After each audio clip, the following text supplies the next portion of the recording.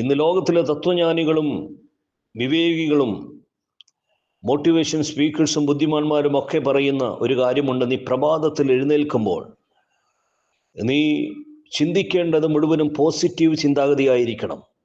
ഇന്ന് നേടും, ഇന്ന് ഞാൻ ചിലത് നേടും എന്ന് പറഞ്ഞുകൊണ്ടായിരിക്കണം നീ എഴുന്നേൽക്കേണ്ടത്. ഇങ്ങനെ ഒരു ചിന്താഗതിയായിരിക്കും ഈ ലോകത്തിലെ ഈ രീതിയിലുള്ള ആളുകൾ നമ്മളെ പഠിപ്പിക്കുന്നത്. എന്നാൽ ദൈവം പഠിപ്പിക്കുന്ന ഒരു കാര്യമുണ്ട്.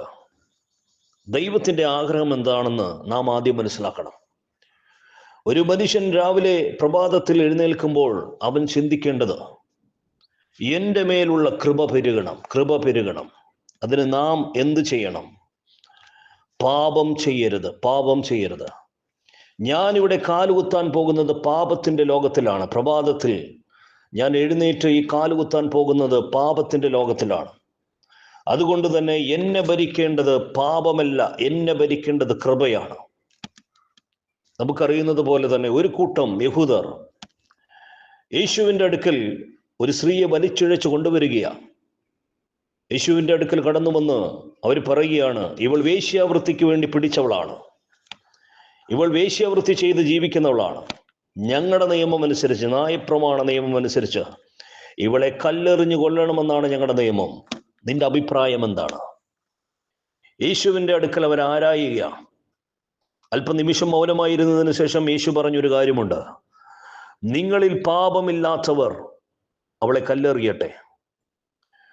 ഈ വാക്കുകൾ ലോകത്തെ തന്നെ ഞെടുക്കിക്കളഞ്ഞു. യഹൂദന്മാരെ മുഴുവനും ഞെടുക്കിക്കളഞ്ഞ വാക്കുകളാണ്. അവർ സ്തംഭിതരായി.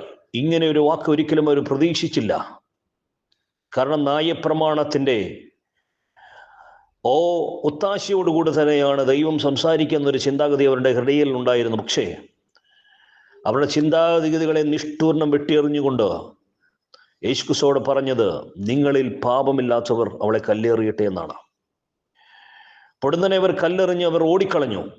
യേശുക്രിസ്തു സ്ത്രീയോട് പറഞ്ഞൊരു കാര്യം ഇങ്ങനെയാണ്, ഞാനും നിന്നെ കല്ലെറിയുന്നില്ല, പക്ഷെ ഒറ്റ കണ്ടീഷനുണ്ട്.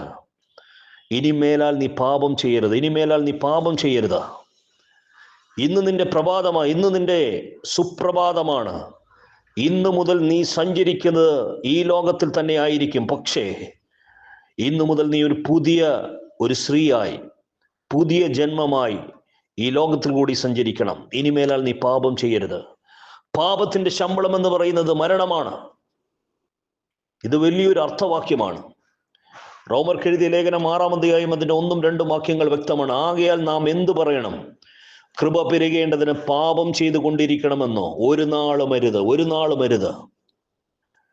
കൃപ പെരുകാൻ പാപമല്ല ചെയ്യേണ്ടത്, പാപത്തെ കുറയ്ക്കുമ്പോഴാണ് കൃപ പെരുകുന്നത്. ഈ നാളുകളിൽ മനസ്സിലാക്കേണ്ടത് അതാണ്.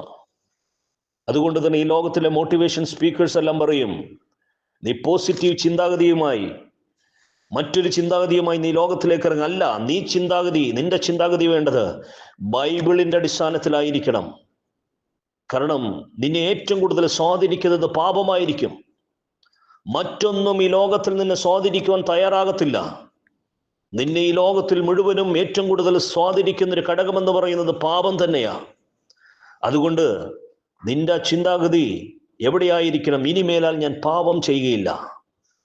പാപത്തെ മറന്നുകൊണ്ട് കൃപ പെരുകുവാൻ, കൃപയിൽ ജീവിക്കുന്ന ഒരു വ്യക്തിയായി ഞാൻ തീരും. മറ്റൊരു അഭിഷേകമോ മറ്റൊരു കാര്യമോ ഒന്നും നീ ചിന്തിക്കേണ്ട കാര്യമില്ല. ഒറ്റ കാര്യം മാത്രമേ നീ ചിന്തിച്ചാൽ മതി, ഞാൻ പാപത്തിൽ കൈകോർക്കുവാൻ സമ്മതിക്കത്തില്ല.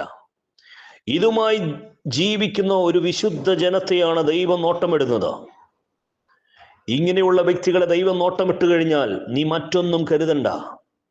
നിന്റെ മേലുള്ള കൃപ വർദ്ധിച്ചു കൊണ്ടേയിരിക്കും, നിന്റെ മേലുള്ള അഭിഷേകം വർദ്ധിച്ചു കൊണ്ടേയിരിക്കും. അതിന് നീ യാതൊരു പ്രയത്നവും എടുക്കേണ്ട കാര്യമില്ല. കാരണം നീ ഒരു മാറ്റപ്പെട്ടവൻ, അല്ലെങ്കിൽ നീ ഒരു വേർതിരിക്കപ്പെട്ടവനെന്ന് ലോകം കാണുകയും സ്വർഗം കാണുകയും ചെയ്യും. അവിടെയാണ് നിന്റെ ഔന്നത്യം ലോകത്ത് വെളിപ്പെടുക. ദൈവമക്കളെ, ഇന്ന് ആളുകളിൽ പ്രഭാതത്തിൽ നമ്മളെ ഭരിക്കേണ്ടത് ഒറ്റ കാര്യമാണ്, സിൻ നോ മോർ. ഇനിമേലാൽ പാപം ചെയ്യരുത്. ആമേൻ. ദൈവമക്കളെ, നിങ്ങളെല്ലാവരെയും ദൈവം അനുഗ്രഹിക്കുമാറാകട്ടെ. Evangelist Premjith George Nilambur.